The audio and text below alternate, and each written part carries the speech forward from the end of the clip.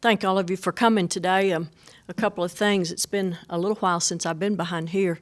And second, this is probably the only orange thing I have in my closet, but I thought for today to wear it in Pat's honor would be appropriate. So there you go. I had to look and dig a little bit to find it. But, a sad day for women's basketball, but a great day for Pat Summitt.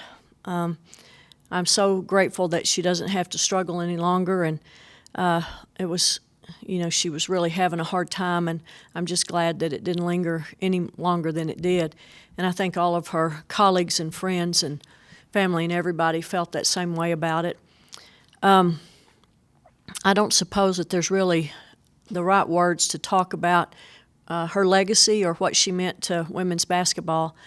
When you get a job when you're a grad assistant and turn it into something like she did, it's the most remarkable story in sports in so many ways, and particularly for women in sports at that time. Title IX had just become law, and it was kind of a perfect storm when she came along and started that program.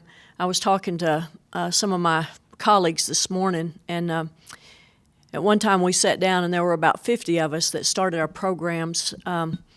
We got our jobs and began programs at the universities where we were, and there wasn't but about 10 years difference in all of our ages.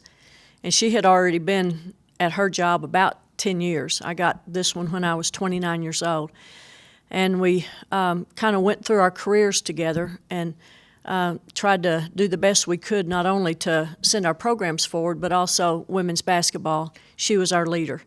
I think she gave us a roadmap to follow to attempt to build strong programs and move the game of women's basketball forward. There are so many things in the sport right now that are because of her. I was at the Women's Basketball Hall of Fame 2 weeks ago for its induction ceremonies, and I was just thinking then that there wouldn't be a Women's Basketball Hall of Fame if Pat Summitt hadn't fought that battle and brought it to Knoxville and found donations and contributors to make that happen. And we're so grateful for everything that she did for the sport. And there are a lot of young women and a lot of basketball programs across the country that owe her a great debt of gratitude, and including me. And I just, have so much enormous respect for what she did and the way she went about her business and all of the things that she did. Just one other thing. I think someone asked me what I thought she would want to be her legacy this morning on a program, and I think for her, as for most of us, it's all about the players we coached, and I think she would be really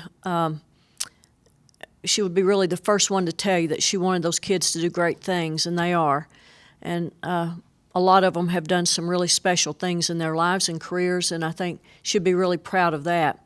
And then second, I think she'd be really proud of where the game of women's basketball is, certainly the University of Tennessee, but more than that the game moved forward and became a player. They became someone that sat at the table in the big leagues and got to be around some discussions that made sense to try to be an integral part of the collegiate scene in athletics, and I think she'd be really proud of that. Questions for Coach? What do you think made her so successful and so well respected? She was incredibly competitive, and most of you probably know that. If you've ever watched any of her games, you could see that immediately when she coached. And I think that competitive spirit and her work ethic were really important in her career. But then when you walked away, she was all about attempting to help other people try to get to the pinnacle as well. And that combination endeared her to people who were in our profession and to her players and fans. And then when she would get on the floor, and her competitive nature really kind of sealed the deal. So I think it was a combination of those. Obviously, you said you got the job here at 29. Coach Summitt got her job at Tennessee when she was young. How do you think that her success as a young coach helped young coaches today and since then? Well, it was a roadmap. We were all trying to start programs, and I think we used the success that she had already had in the 7 or 8 years before I started here to try to follow that.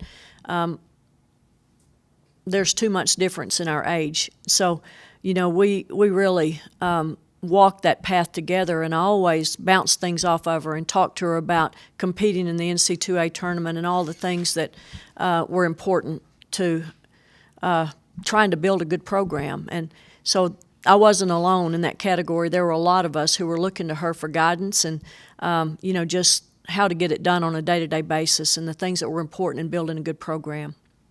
Coach, I think you faced her 5 times while she was in Tennessee. Never won, yeah. Yeah. I was going to let you mention that. But either way, something that you maybe remember about just the mentality of her teams and the way that they played the game and kind of emulated what she was as a coach. Well, they were always going to take on her personality. They were going to be competitive, and they were going to, come at you with a lot of firepower, and you always knew that was going to happen. To be honest with you, one of the things I worried about the most probably whenever we took the floor was how the officials were going to react to her, because she was after them from the very first tip.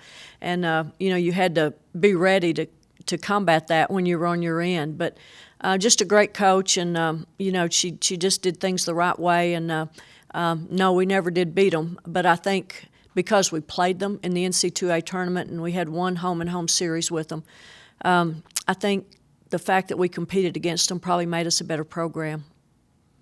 A lot's going to be made of what Coach Summit did for women's basketball, but what do you think she did for athletics in general? She transcended our game. She became one of those personalities that was bigger than life. She really did so much more for sports than just for women's basketball, as you said. I think it was always impressive that when there were medals of honor being given out in the nation's capital, she was among that group. And, she was just the face of our program and did so many special things to make women's basketball known in circles of people that maybe didn't know it before. And then certainly the last few years of her life to fight the battle against Alzheimer's and to really put everything she had behind trying to raise money to do research and find cure. She took that competition to a different level and impacted an entirely different group of people around her, and I have an enormous amount of respect for what she did. Someone were to ask you, what was it like to know her? What story would you tell? She always was fairly serious-minded when you would sit and have a conversation, because we were normally talking about the sport of women's basketball, so we would just compare things that were going on in programs and everything, and we always had great conversations. Candy can tell you that you have a lot of those when you sit in gyms all summer and recruit, and our recruiting period was just a little bit longer than theirs is, so we might go on the road and stay a month at a time, and so, you'd all wind up in the same gym, and we would always talk about different things about the sport that we wanted changed. But, we had a lot of funny conversations, too, about recruiting stories and kids we coached and things like that. I don't know that I can really tell you one specific, but she was just genuinely a great person to be around off the floor. And we really, all of us in our profession, enjoyed a relationship with her and with each other where we just, felt like we were trying to build something really special with the game across the country. Anything else? A lot of people love to make comparisons in sports, and people have compared her to John Wooden. Do you think that's the most accurate comparison? I think it's very comparable, and she loved him. She spent a lot of time with him. She would go out to UCLA and spend time on their campus, and had lots of conversations with him about building, again, not only Tennessee basketball, but the sport itself. And I think they were really good friends, and it's probably as close a comparison to someone in men's basketball as you could get.